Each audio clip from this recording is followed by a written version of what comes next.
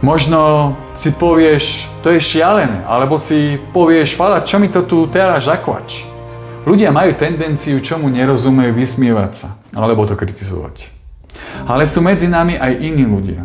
Takí, čo s tým pracujú vedome. Takí, čo zažili už na svojej ceste fenomenálne úspechy. Dalo by sa doslovne povedať, a toto milujem, vesmír sa pre nich osobne zakriví podľa ich želaní.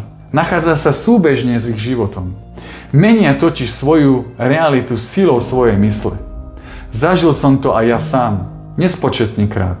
A stále zažívam. A verím, že aj ty to dokážeš. V živote pri dosahovaní svojich cieľov. Splnení si tvojich túžob a snov.